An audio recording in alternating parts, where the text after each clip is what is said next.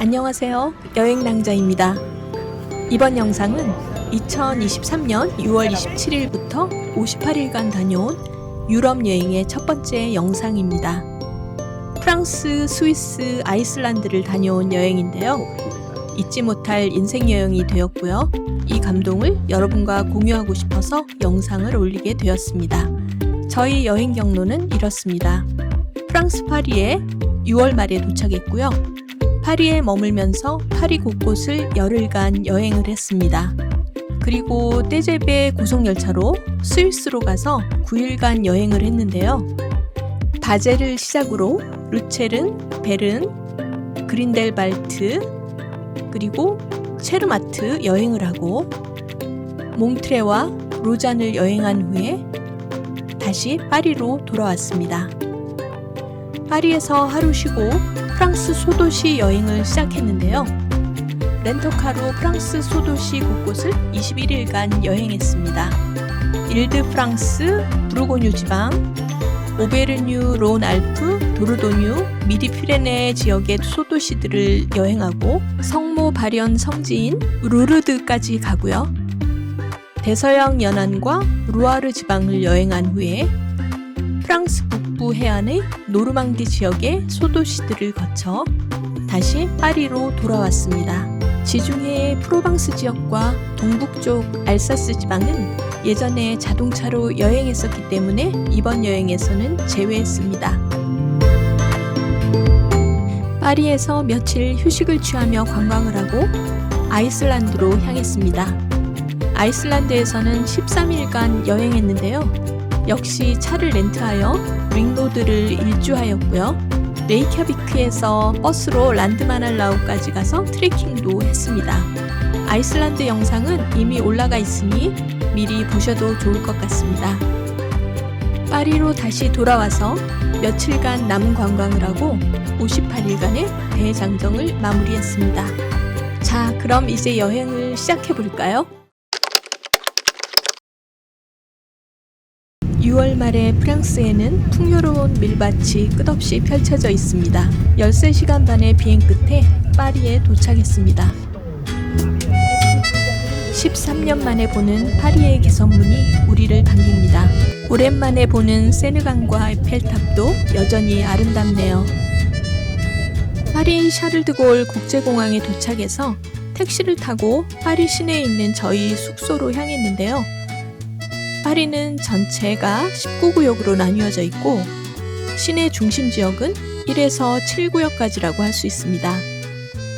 근데 그 지역들은 사실 숙박비가 너무 비싸기 때문에 10박을 다 하기는 좀 어려웠고요. 일단 첫 4박을 이 7구역과 가까운 15구역에 있는 에어비앤비 숙소로 정했습니다. 여기는 에펠탑을 걸어갈 수 있는 그런 곳이고요. 또 안전하고 또 교통도 편리한 그런 곳이었습니다. 그래서 시내 중심가 쪽으로 이동하기가 매우 편리하고 좋았던 그런 숙소였고요. 나머지 6박은 더 중심지로 들어가서 6구역에 있는 에어비앤비 숙소로 정했는데요. 룩상부르 공원이 근처에 있고 옆에 소르본 대학이 있는 좋은 지역이었습니다. 첫 숙소인 에어비앤비의 모습입니다. 보안이 잘 되어 있는 아파트고요. 조금 낡긴 했지만 깨끗하고 좋습니다. 밤 9시인데도 해가 지지 않고 환해서 밖으로 나가봅니다. 에펠탑을 보러 가기로 했습니다.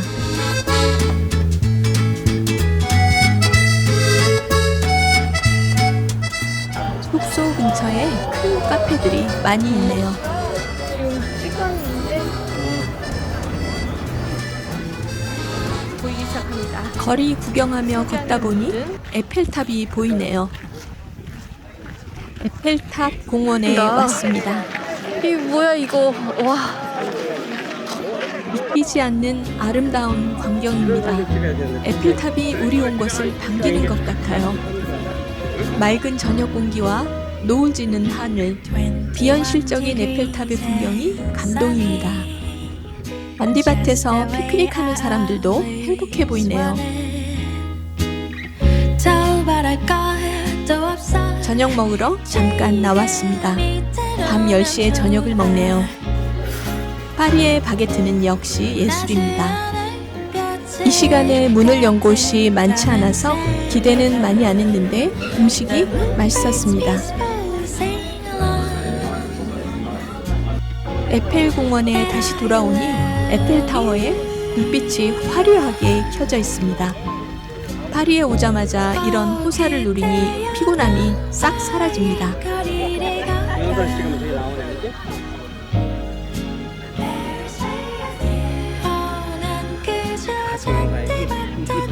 에펠탑의 황홀한 모습을 보며 상쾌한 밤 피크닉을 해서 정말 행복했습니다.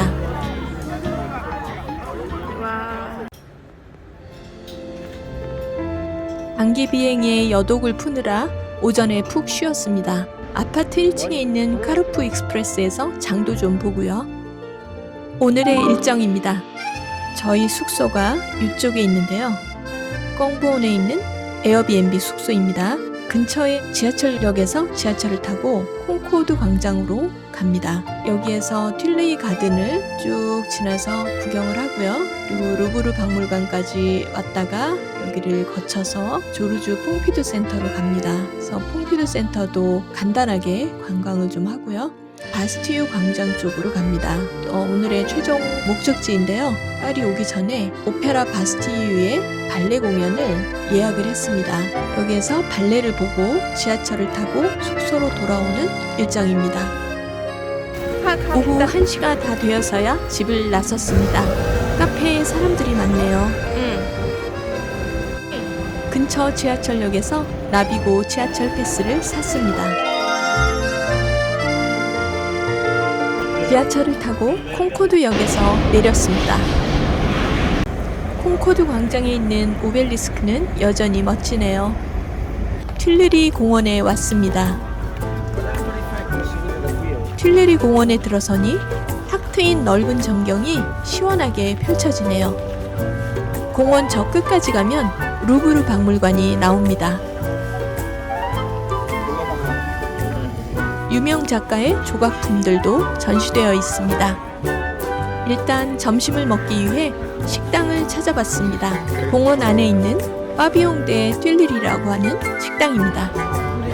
웨이트리스가 꽃 화관을 쓰고 있는 게 매우 인상적이었어요. 샐러드도 꽃밭입니다. 아주 기분 좋은 점심이었습니다. 공원 벤치에서 쉬기도 하면서 공원 끝까지 걸어가 보니 루브르 박물관이 나옵니다. 공원 시작과 끝부분에 큰 호수가 있어서 사람들이 벤치에 앉아서 많이 쉬고 있습니다. 아름다운 조각상들도 많이 있습니다.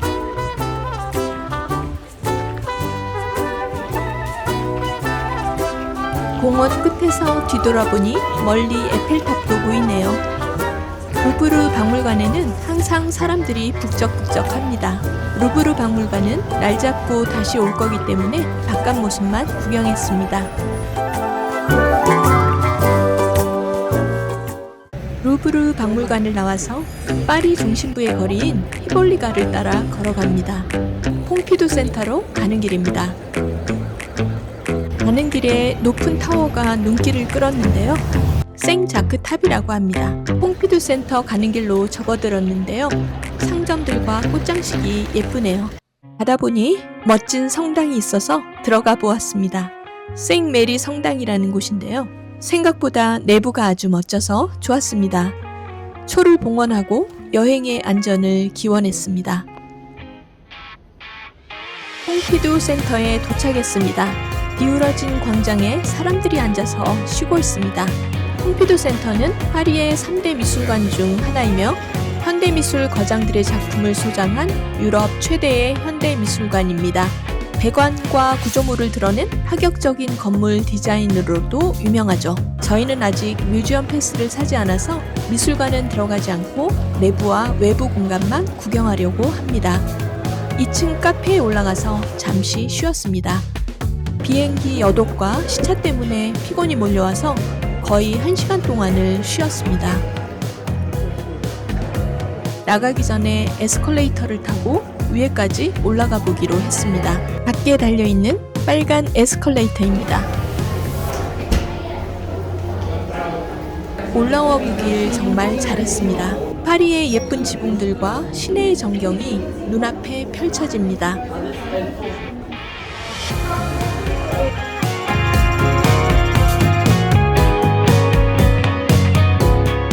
멀리 몽마르트 언덕도 보이네요. 예약해둔 오페라를 보기 위해서 바스티유 광장으로 지하철로 이동하려고 했는데요. 아마 시위가 벌어지고 있는 것 같더라고요. 데모하는 거? 아니지. 지하철역도 셧다운되어서 할 수 없이 걸어갔습니다.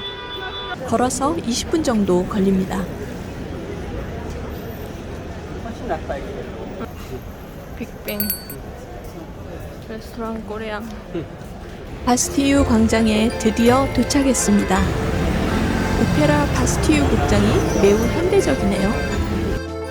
8시에 시작하는 발레 공연까지는 시간이 좀 남아서 바스티유 광장을 둘러보았습니다.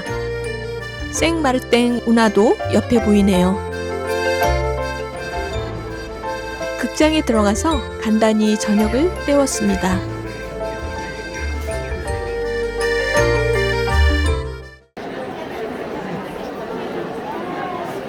오늘 발레 공연의 제목은 시네, 영어로 사인스인데요.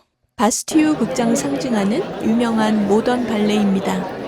저는 시차와 피곤함에 많이 졸았는데요. 거의 본 남편의 말에 따르면 남녀 주인공의 발레 댄스가 너무나 아름답고 좋았답니다. 우아, 화려, 절제와 활력이 넘치는 공연이었다고 하네요.